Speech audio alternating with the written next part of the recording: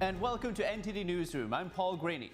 President Trump and leaders of the Middle East signing the Gaza peace deal, and the president speaking in the Israeli parliament as Hamas releases all living Israeli hostages. The National Museum services shuttered over the weekend as we enter the third week of a government shutdown. The president says more Democrat-focused layoffs are coming down the pike.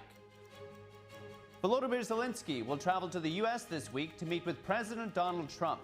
The Ukrainian president says discussions will focus on air defense and long-range missiles. As trade tensions with China heat up, the Trump administration suggests Xi Jinping may not have approved an order that shook financial markets.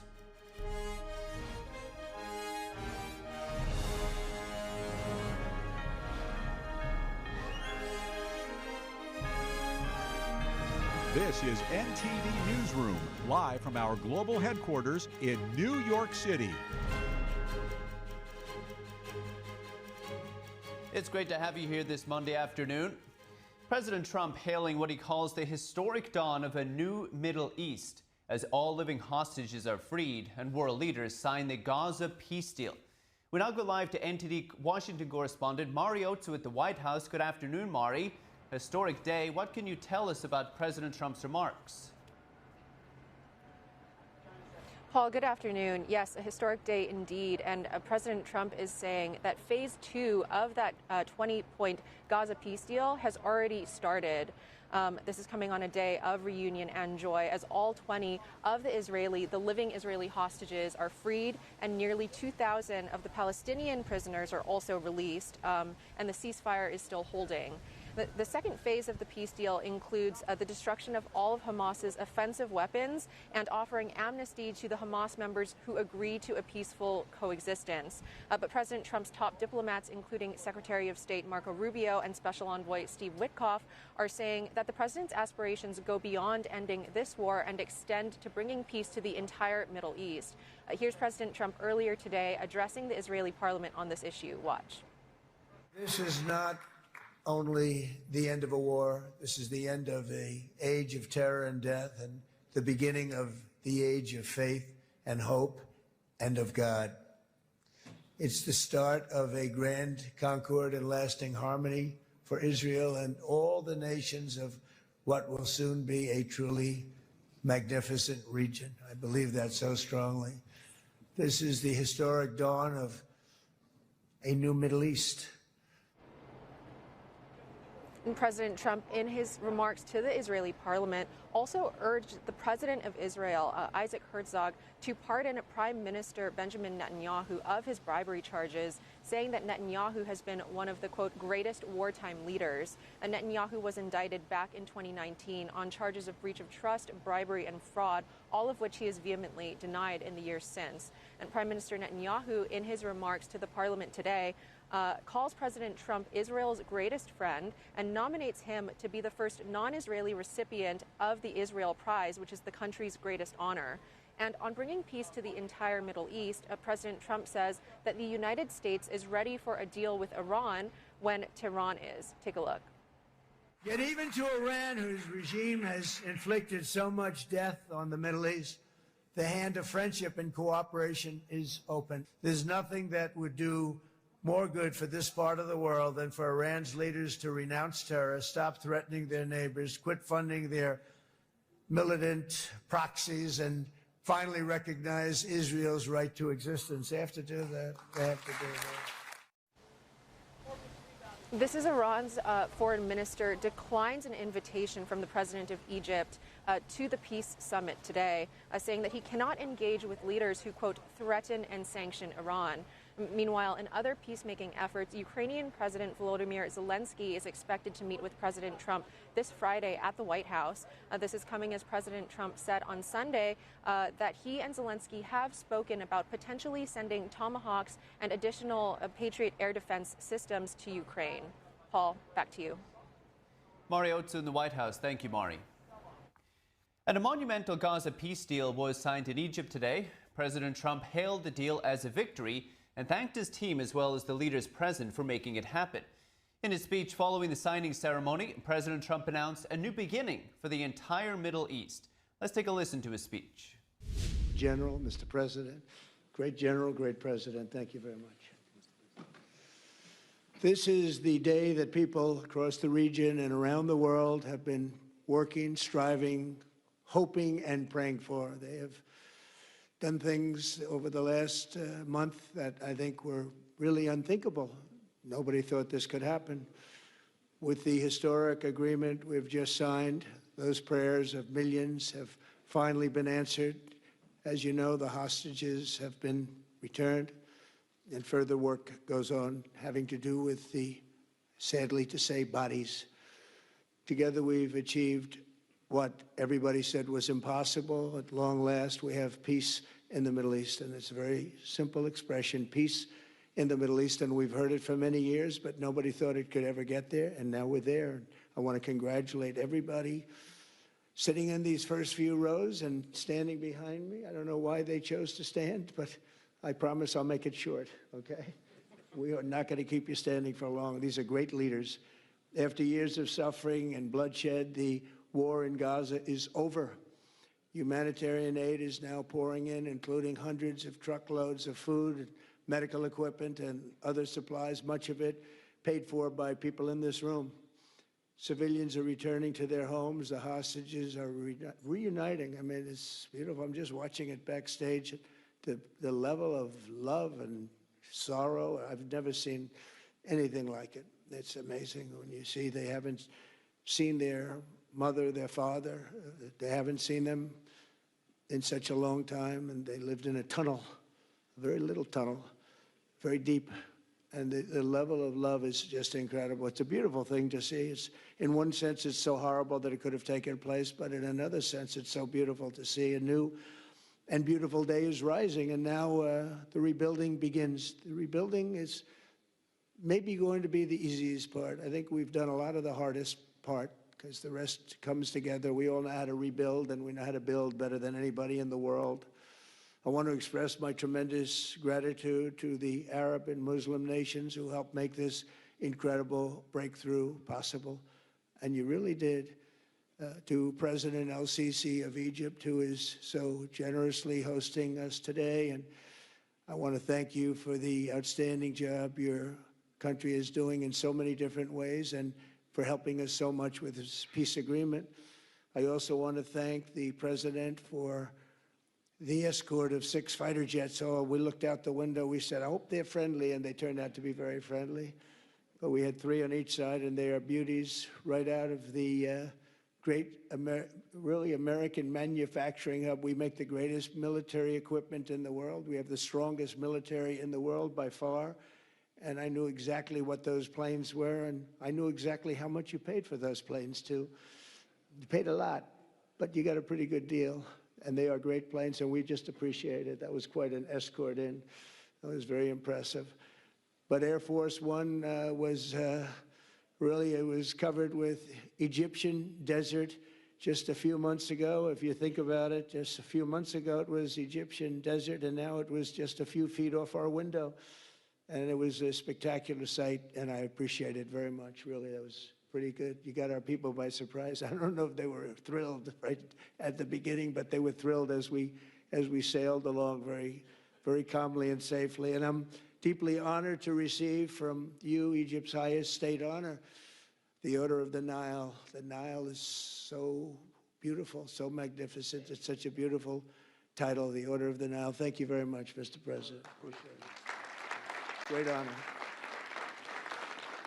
I also want to give a very special thanks to the Emir of Qatar, a man who's outstanding. He's been a friend of mine for a long time, long before politics, and he's a fantastically respected man. His Highness Sheikh Tamim is respected by everybody. He's respected by everybody, and in the most positive way, not only because of power, because of his heart. He's got a tremendous heart, and he's a great leader, and his country loves him. Thank you very much for being here. It's an honor. Let me also express our condolences to the Qataris on the tragic car crash that claimed the lives of your cherished diplomats, some of whom were known by our people, and they were supposed to be incredible people. So please extend our sorrow and best wishes. That was tough. That was really tough. On this extraordinary occasion, I also want to give our sincere thanks to President Erdogan of Turkey. He's always there when I need him. He's such a tough guy. He is tough as you can be, but we love him. And when they have a problem with you, they always call me to handle it. And usually I come through. We just have a good relationship, and we have from the beginning. And so I want to thank you very much and say hello to your wife, your beautiful wife. And it's great to be with you. Always there. When I need him, he's always there. Thank you very much, Mr. President. And I also want to thank, I just spoke to him on the phone, His Royal Highness Crown Prince Mohammed, Saudi Arabia, special friend of mine. Boy, he's come so long and so far, and he's doing a fantastic job for his country. And I want to just thank him. And, His Highness Sheikh Mohammed of the United Arab Emirates is here. Where? He's here someplace. Well, oh, he's not here, but he's here in spirit, I can tell you that. And he's been another one. He's been absolutely incredible, and we appreciate it very much. And His Majesty King Abdullah of Jordan, and thank you very much, King Abdul of Jordan. He's here. Thank you. Thank you. Thank you very much. And you really have been a great helper. We appreciate it. Appreciate it. Prime Minister Sharif of Pakistan, and also I have to say my favorite field marshal from Pakistan, who's not here, but the Prime Minister is here, and you're going to give his regards. Where are you? There you go. Thank you very much. Do you want to say what you said to me the other day? Come, would you like to say what you said the other day? I think it was so nice. Please. Thank you very much, my dear President Trump, my dear brother President Fadil Sisi of Egypt, Majesties, Highnesses, Excellencies, ladies and gentlemen, Assalamu alaikum, and a very good evening. Well, I would say today is one of the greatest days in contemporary history, because peace has been achieved after untiring efforts led by President Trump, who is genuinely a man of peace, who has relentlessly and untiringly worked throughout these months, day in and day out, to make this world a place to live with peace and prosperity. I would say that Pakistan had nominated President Donald Trump for Nobel Peace Prize for his outstanding, extraordinary contributions to first stop war between India and Pakistan, and then achieve ceasefire along with his very wonderful team. And today, again, I would like to nominate this great president for Nobel Peace Prize, because I genuinely feel that he is the most genuine and most wonderful candidate for Peace Prize, because he has brought not only peace in South Asia, saved millions of people, their lives. And today, here in Sharm el-Sheikh, achieving peace in Gaza is saving millions of lives in the Middle East. Mr. President, I would like to salute you for your exemplary leadership, visionary leadership. And I think that you're the man this world needed most at this point in time. World would always remember you as a man who did everything, went out of the way to stop 7 and today 8 wars. I would like to thank my very dear brother, Sheikh Tamim. He's Akh al-Shaqiq, who has really worked very hard along with others to achieve peace in this region. My very dear brother, President Tayyip Erdogan, His Majesty, King Abdullah, and of course, my very dear brother, Mohammed bin Zayed of UAE, and of course, my very dear brother, Crown Prince of Saudi Arabia. And he has also been very, very helpful and contributed very valuably in this wonderful peace process. Ladies and gentlemen, I wouldn't want to take more of your time. Suffice it to say, had it not been for this gentleman, not only, who knows, India and Pakistan are both nuclear powers. Had he not intervened along with his wonderful team, during those 4 days, the war could have escalated to a level. Who would have lived to tell what happened? And similarly, here in this part of the world, in the Middle East, Mr. President, your valuable contribution along with President Sisi, I think history will remember in golden words. I wouldn't say more, except God bless you, God give you long life to serve like this for all time to come. Thank you very much. So beautiful. Thank you very much. Wow. Thank you very much. Very kind. Thank you. Wow, I didn't expect that.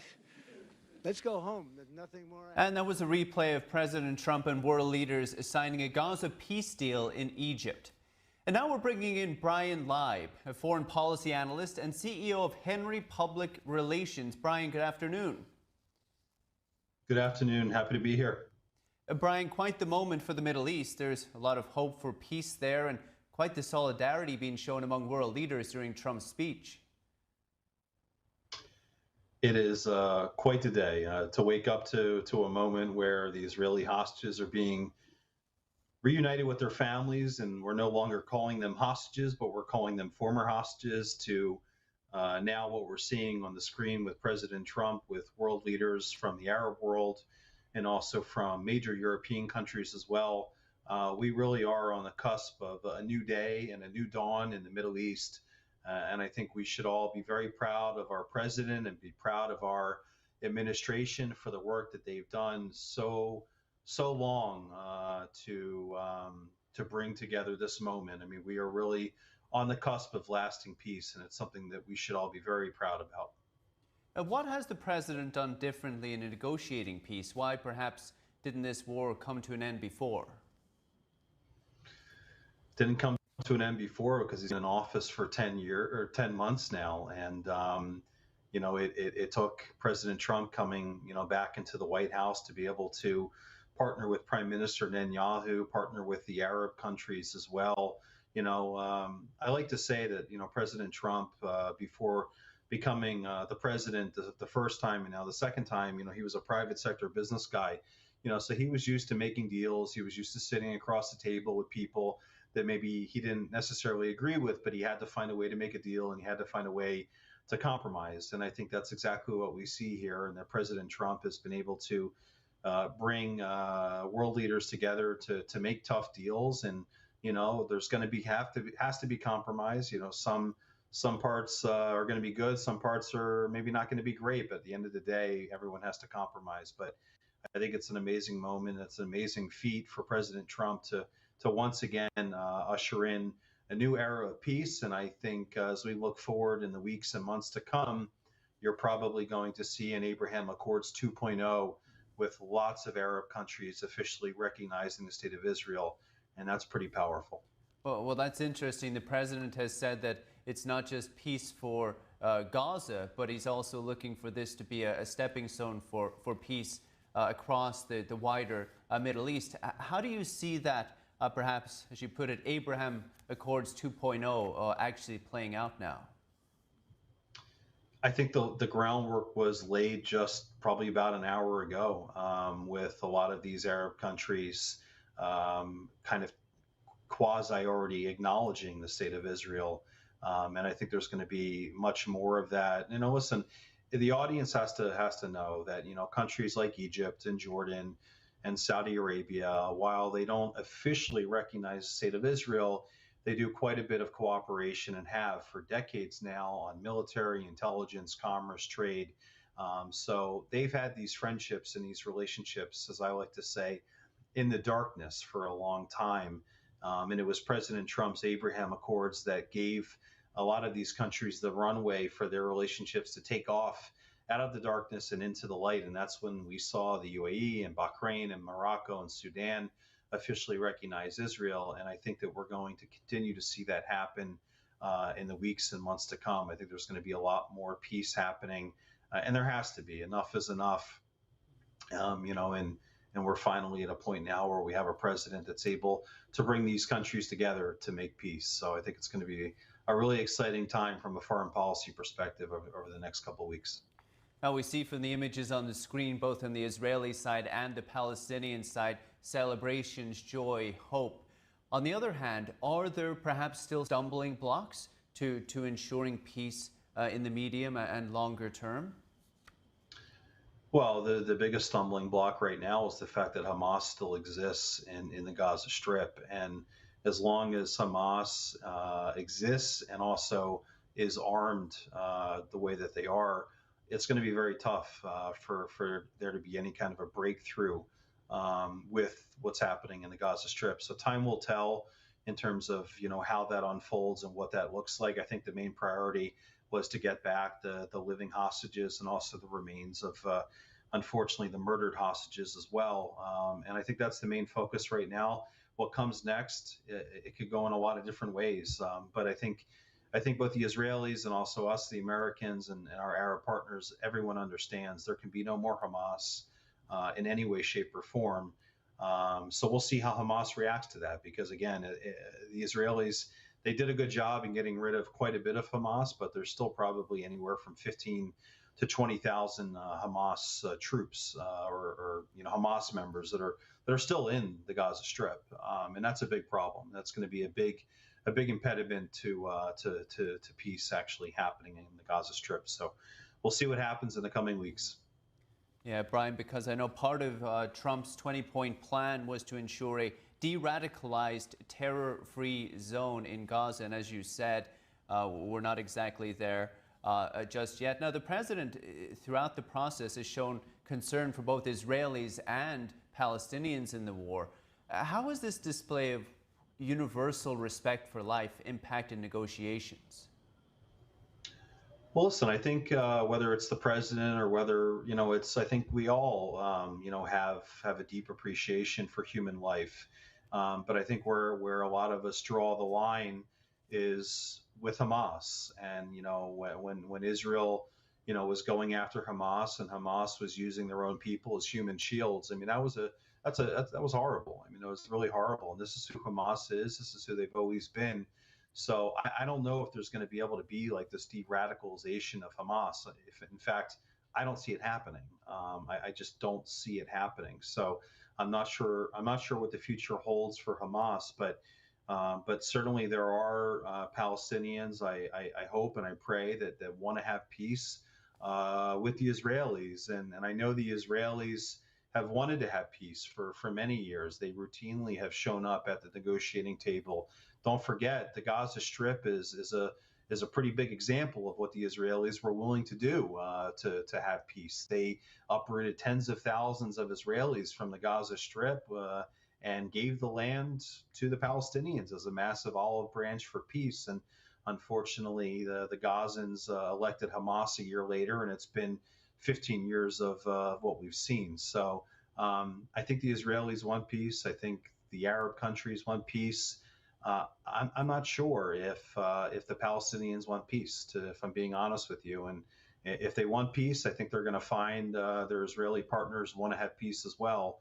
But time will tell in terms of how all of this unfolds. But I think the biggest news of the day, and I mentioned this in the beginning of our interview, is the fact that 20 hostages, and you're seeing on the screen right now, they're being reunited with their families after 700 plus days living in the worst type conditions possible. And now they're being reunited with their families. And it is a beautiful moment. I don't care what side of the political spectrum you're on, the left, the right, the center. It is truly remarkable to see these families being reunited after 2 long years. Absolutely. Brian Lai, appreciate it, sir. Thank you. Thank you so much. Have a nice day.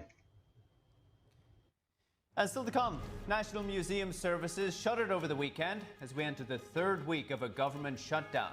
And the president says more Democrat-focused layoffs are coming down the pike.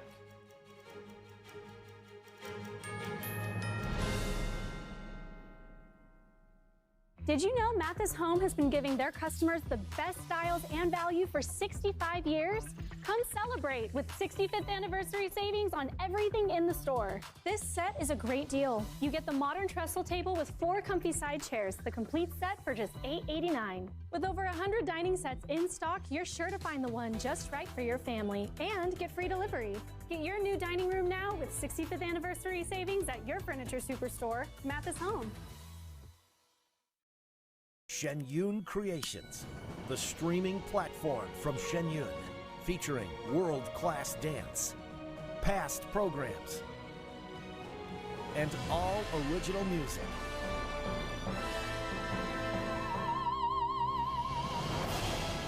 Masterclasses, behind the scenes, comedy, and more. Explore shenyuncreations.com. Say goodbye to harsh, bitter coffee and hello to a delicious, smooth brew. With specialty quality beans, expertly roasted in-house, you'll taste the difference with every sip. Fermented with a blend of 50 enzymes, Days Coffee delivers a rich brew like no other.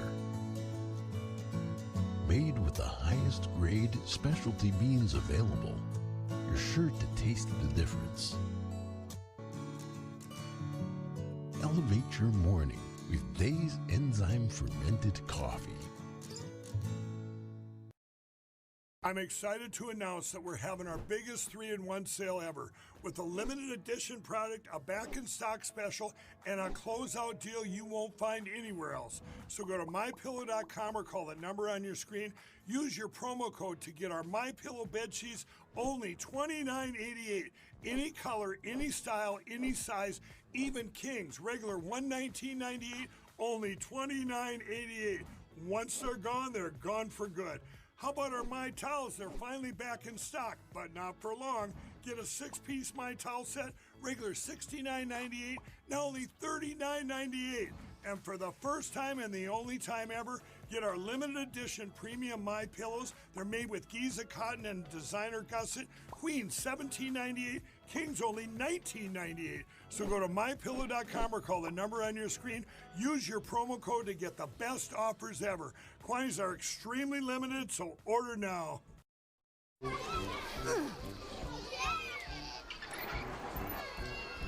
If you love them enough to crawl into a play place to get them to come down, then surely you'll check nhtsa.gov/the right seat to make sure they're in the right car seat.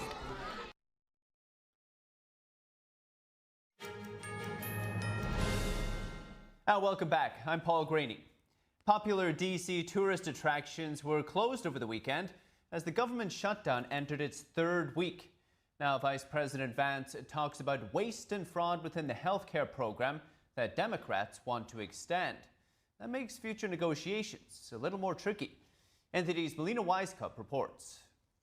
Washington, D.C.'s National Zoo, along with 19 museums and research centers, closed their doors on Sunday. They've run out of funds to keep operations going smoothly. The administration has started mass firings for federal employees. A court filing states that over 4,000 employees would be fired, noting that the situation is rapidly evolving. President Trump previously said cuts will target Democrat priorities.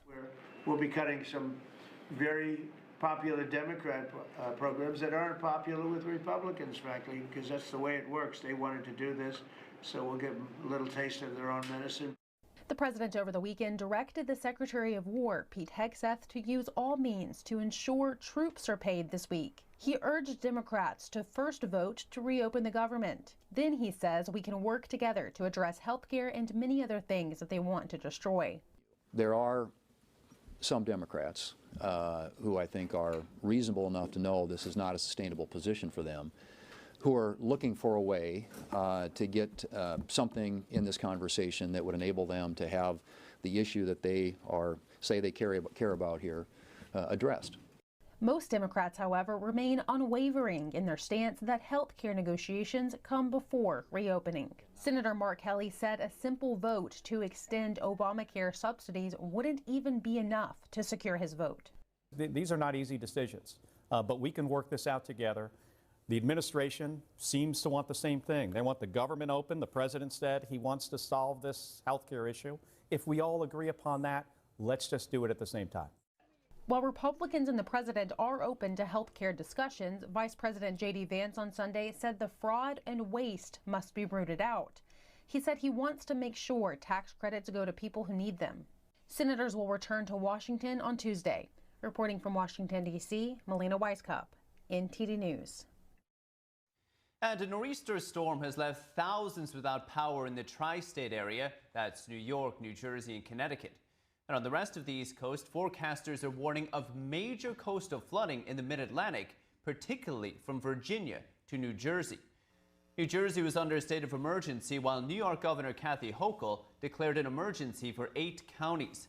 The Columbus Day Parade in New York City was canceled.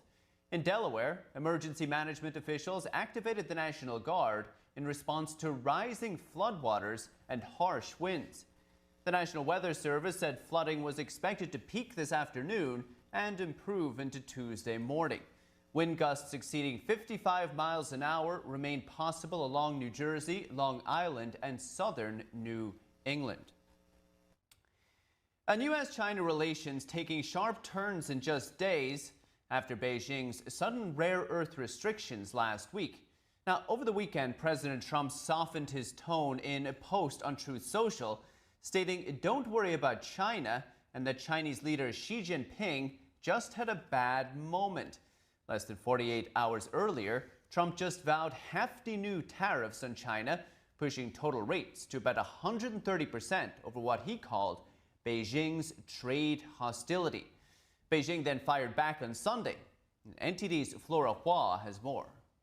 President Trump posted the latest update on Truth Social after Beijing pushed back on his tariff hike threats. The Chinese Ministry of Commerce responded earlier on Sunday. It did not threaten any specific tariffs on U.S. goods in retaliation, but said China is not afraid of a trade war with the U.S. It also said China's new export controls don't constitute export bans, adding that applications meeting China's standards will be approved. Beijing also warned that applications for military-related purposes will be denied. Beijing's new restrictions target a wide range of rare earth products that are critical for both high-end tech manufacturing and military applications. China dominates the global refinement of rare earth. Following China's statement, the U.S. Trade Representative Greer said the U.S. won't allow China to continue its power grab of rare earth minerals. Here's the ambassador responding to China's reaction at Fox News' The Sunday Briefing. Well, their announcement today, they didn't announce anything specific. Again, I think that they've realized they've overstepped. And remember, we've had a deal in place with China since May where we said we'll keep our broad tariffs in check if you keep sending us rare earth magnets. We've kept our broad tariffs in check, and they've decided to expand their controls on rare earths. So clearly there's a violation of our agreement there, so it makes sense that the president would take an enforcement action or propose an enforcement action. Greer also said the U.S. wasn't notified ahead of Beijing's move. Instead, they found out about it from public sources and then reached out to their Chinese counterparts. The top trade negotiator did not rule out the possibility of a Trump-Xi meeting at the end of the month. On Friday, President Trump hinted he would cancel that meeting as he condemned China for, quote, great trade hostility. Just want to confirm, have you canceled your meeting with President Xi? And no, I haven't canceled, but I don't know that we're going to have it. But I'm going to be there regardless, so I would assume we might have it. But, you know, they hit the world with something that really is not anything that people are going to do. And it was shocking.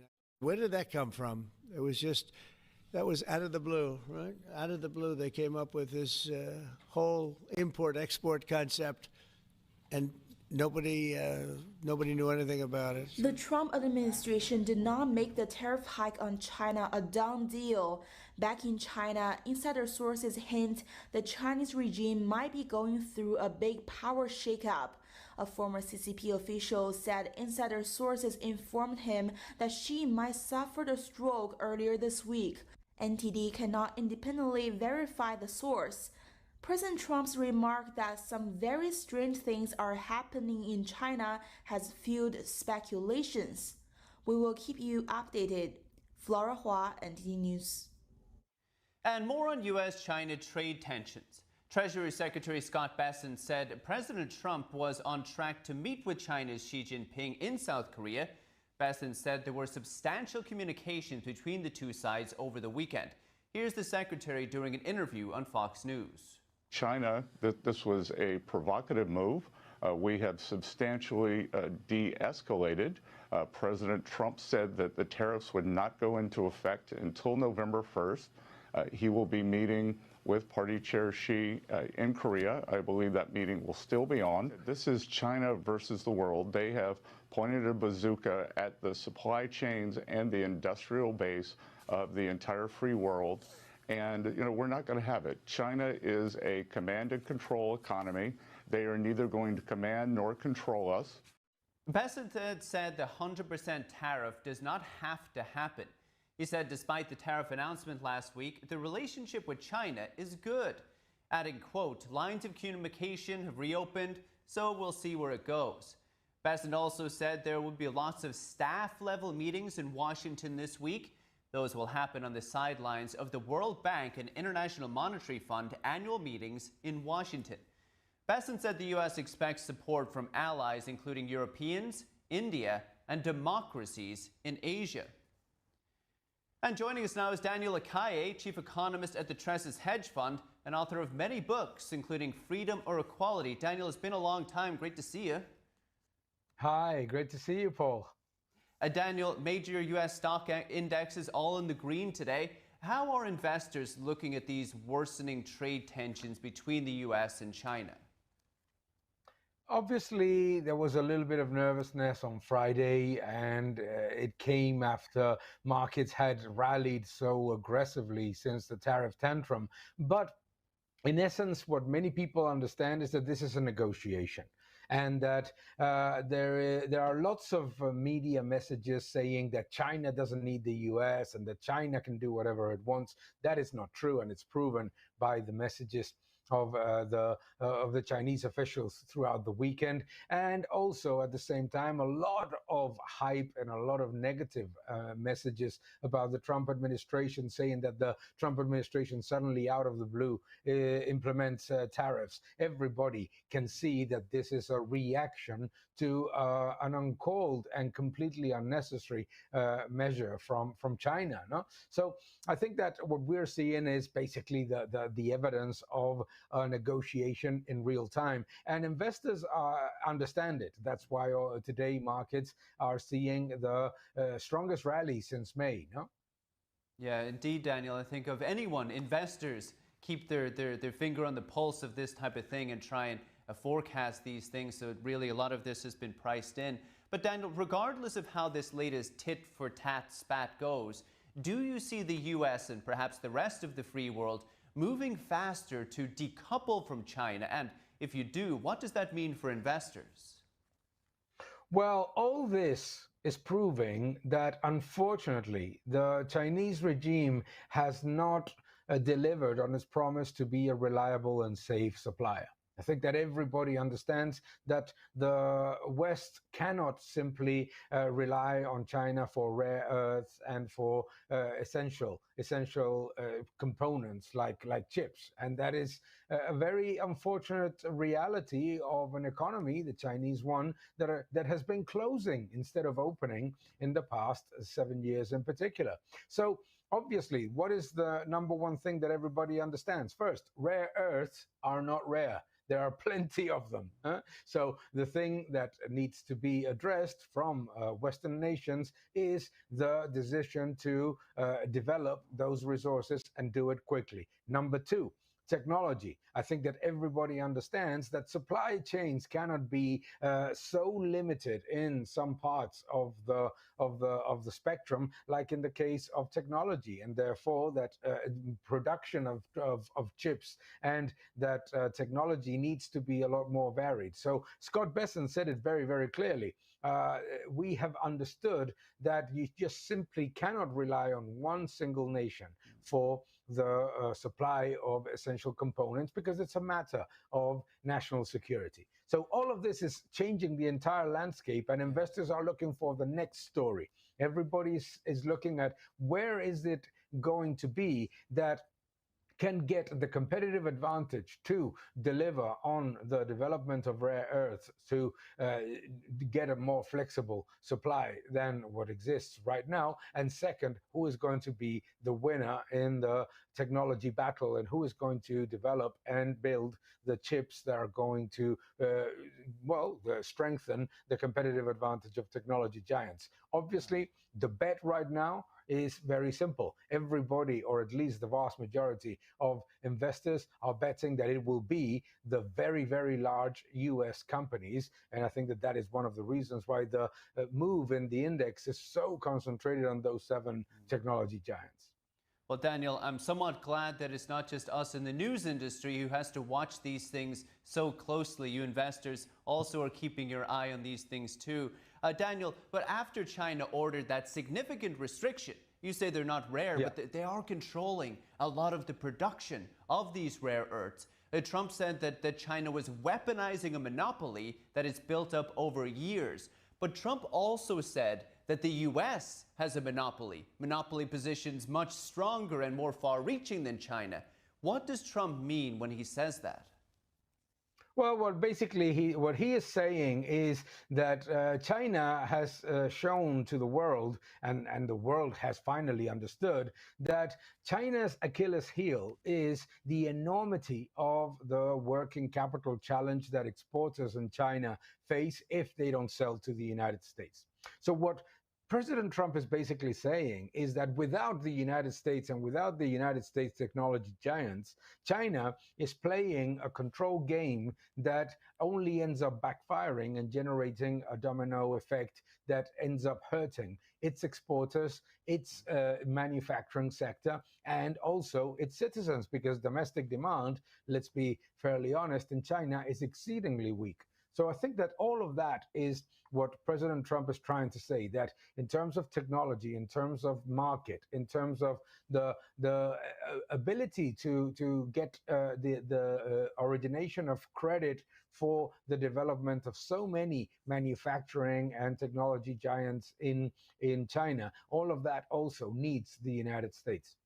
Ultimately, what China has done is completely backfired on the government of China, because it's a very good word, weaponization of a monopoly. It's basically trying to force something that is going to generate a very negative effect. Think about this. Everyone understands that OPEC finally learned that it makes no sense to try to limit supply and bring the price of oil up. Why? Because immediately you get alternatives everywhere. And now we are seeing how OPEC is trying to present itself to the world as the reliable and competitive partner and trading associate. China is doing the opposite. China is actually hurting itself and shooting itself in the foot by weaponizing its monopoly on rare earths that anyone that looks at the world understands is not a monopoly, because it's something that can be quietly but very, very, very rapidly developed all over the world.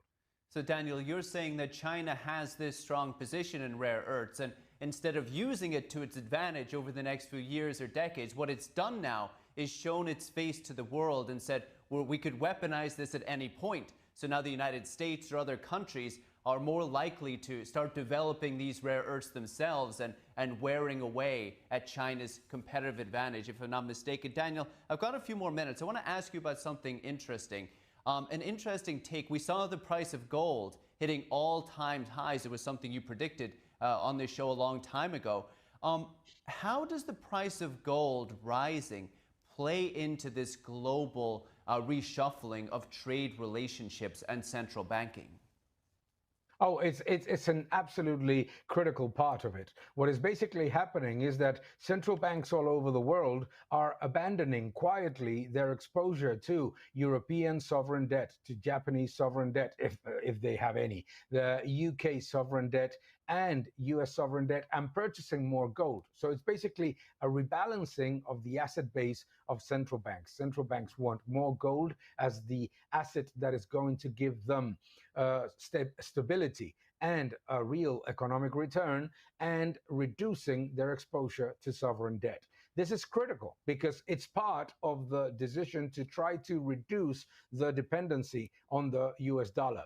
However, when we look at China, for example, yes, the central bank is reducing its exposure to the US dollar and increasing its exposure to gold. But the problem is that the Chinese economy is getting into more dollar-denominated debt, so its dependency on the US dollar is not diminishing.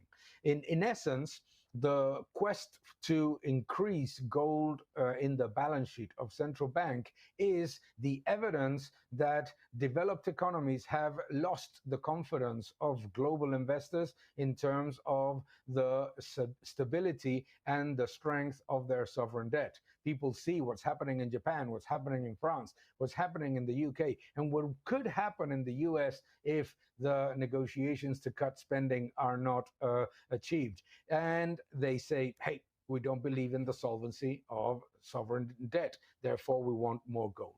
Incredible. So we see these central banks, including China, trying to reduce their dependency on the U.S. and perhaps hurt the U.S., but in the end, it's easier said than done. Daniel Akai at the Treasuries Hedge Fund. Daniel, thank you so much. Talk soon. Thank you very much, Paul. Have a good day. And still to come, all 16 victims in a Tennessee factory explosion have been identified, according to authorities. Why they say the investigation could take a long time, we have that and more after the break.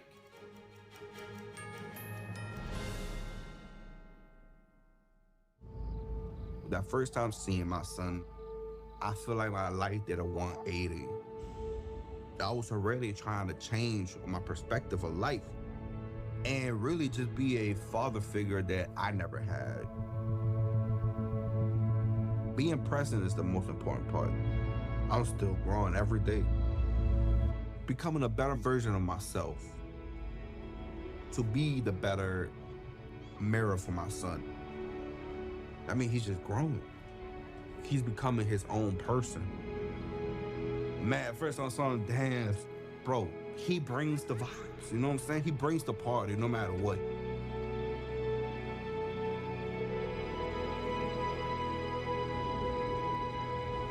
He really a definition of like why he loves somebody. And I love him to the death of me.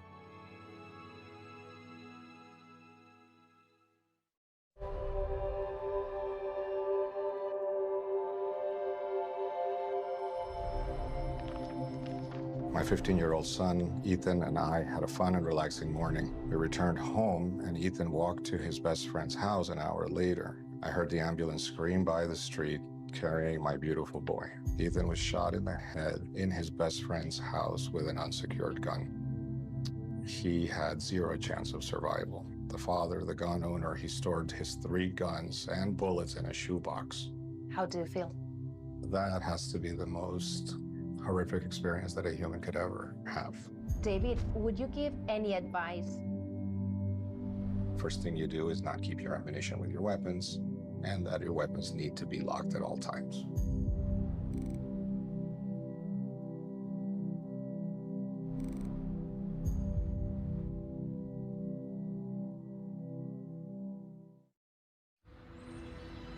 During high school, I hung with the wrong crowd and I never graduated. I helped Santiago in many different ways, like all fathers do, because he always wanted to go to college. I felt a little embarrassed to come back to school, but eventually, once I came here, I knew that it's for a bigger goal. He was very dedicated, hardworking. He connected with his teachers. He connected with other students. That was one of the key reasons why he was able to keep forging ahead. It was amazing to see him graduate. This was one thing that meant so much to him, and of course, it meant so much to us too. With the help of my father and having my son, that was all the motivation that I needed. That support is everything. Find free adult education classes near you at finishyourdiploma.org.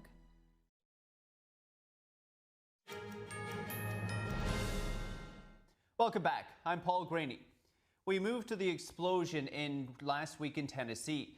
Authorities say all 16 victims have now been identified after a powerful blast leveled a military explosive plant just west of Nashville. Investigators continue combing through the wreckage, working slowly and carefully amid dangerous conditions. Officials have now notified all 16 families of those killed in Friday's explosion at the Accurate Energetic Systems plant in Bucks North, Tennessee. Crews say there are no survivors. At this time, I can tell you that more than 300 people have been through that scene. I can tell you at this time we have not located any survivors, and we are making the assumption that all are deceased at this time. The explosion, which was felt more than 20 miles away, leveled the facility and left a smoldering wreck of twisted metal and burned out vehicles. The site remains volatile, with authorities carrying out smaller, controlled detonations to remove hazardous materials. Tennessee Governor Bill Lee said Sunday the investigation would continue. We will work until there is no work left to be done to try and find the answers that need to be found. Lee earlier toured the site by helicopter and praised the response from the local and federal governments, as well as the affected community. The nation has seen this tragedy, and they've been incredibly responsive. And what's all the way down to the local community, the response has been tremendous. Just a few miles away at Maple Valley Baptist Church, worshipers gathered Sunday to pray for the victims and their families. Pastor Jimmy Andrews led the service. There's a somber kind of vibe right now in the community, just because of so many lives that have been affected by it. It's going to take time, and it's going to take all of us banding together. But I know with this church family here and the other church families around, we'll come together. The Accurate Energetic Systems facility produced explosives for military use and has faced several small fines for safety violations in the past. Investigators from the FBI and the ATF are working to determine what caused the blast, a process that could take weeks or even months because of the explosives on the site. And 2 people are dead after a small plane crashed in North Texas. And we want to warn you, some people may find this video disturbing. The crash happened Sunday morning near Fort Worth, Texas, not far from Hicks Airfield. Surveillance video from a nearby business captured what happened. The plane's wing touches the pavement before it crashes into a parking lot where trucks and campers were parked. The collision triggered a huge fireball. The 2 people on board died. It's unclear where the flight originated from or where the small plane was going. The Federal Aviation Administration and the National Transportation Safety Board are investigating what happened. And JP Morgan Chase has unveiled plans to hire more bankers and invest up to $10 billion in U.S. companies considered critical to national security. The move is in part of a broader 10-year, $1.5 trillion initiative. The investment is intended to facilitate and finance industries central to the growth of the American economy. Those sectors include defense, energy, and advanced manufacturing. The announcement comes as the Trump administration looks to modernize infrastructure and reduce dependence on foreign supply chains. Pharmaceuticals, semiconductors, clean energy, and rare earth minerals are among the industries in focus. JP Morgan says it will establish an external advisory council composed of public and private sector leaders. And the Nobel Prize Committee has awarded the 2025 Economics Prize for work on innovation-driven economic growth. Here's what that announcement had to say earlier. With one half, the prize goes to Joël Moncure for having identified the prerequisites for sustained growth through technological progress. And the other half, jointly, to Philippe Baguion and Peter Howitt for the theory of sustained growth through creative destruction. Each year, 6 Nobel Prizes are awarded in physics, chemistry, physiology, or medicine, literature, peace, and economic sciences. The Economics Award is the final Nobel Prize to be given out this year. And Ukrainian President Volodymyr Zelensky will travel to the U.S. this week to meet with President Donald Trump.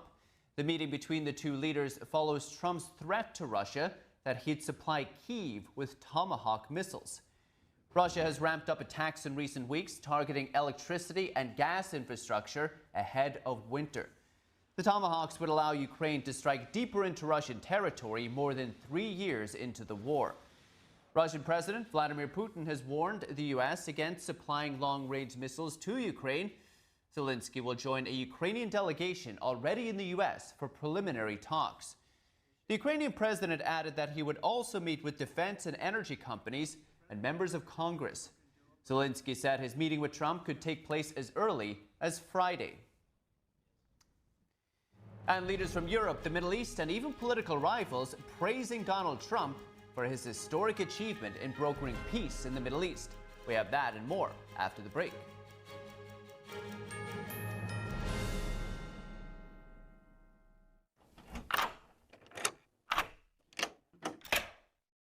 I'm Jonathan Lawson. If you're 50 to 85, I have an important message about security. Write down the number on your screen so you can call when I finish. The lock I want to talk to you about isn't the one on your door. This is a lock for your life insurance, a rate lock that guarantees that once you're insured, your rate can never go up at any time for any reason. But be careful. Many policies you see do not have one. But you can get a lifetime rate lock from Colonial Penn. Call this number to learn more. This plan was designed with a rate lock for people on a fixed income who want life insurance that fits their budget and is simple to get. Coverage options start at $9.95 a month, less than 35 cents a day. Act now, and your rate will be locked in for life. It will never increase, guaranteed. This is lifelong coverage that can never be canceled as long as you pay your premiums, guaranteed. And your acceptance is guaranteed, with no health questions. You cannot be turned down because of your health. Call for your information kit and read about this rate lock for yourself. You'll also get a free beneficiary planner. Both are free with no obligation. Don't miss out. Call for information, then decide. Read about the 30-day 100% money-back guarantee. Don't wait. Call this number now. Call now and you'll also get this free beneficiary planner. Use this valuable guide to record important information and your final wishes, and it's yours free just for calling. So don't wait. Call 1-800-357-4821 for your free information. That's 1-800-357-4821. There's no risk or obligation. That number again is 1-800-357-4821. That's 1-800-357-4821. 1-800-357-4821. Call now. I'm excited to announce that we're having our biggest 3-in-1 sale ever with a limited edition product, a back-in-stock special, and a closeout deal you won't find anywhere else. So go to MyPillow.com or call the number on your screen. Use your promo code to get our MyPillow bed sheets, only $29.88. Any color, any style, any size, even kings. Regular $119.98, only $29.88. Once they're gone for good. How about our My Towels? They're finally back in stock, but not for long. Get a 6-piece My Towel set, regular $69.98, now only $39.98. And for the first time and the only time ever, get our limited edition premium My Pillows. They're made with Giza cotton and designer gusset. Queen $17.98, Kings only $19.98. So go to MyPillow.com or call the number on your screen. Use your promo code to get the best offers ever. Quantities are extremely limited, so order now.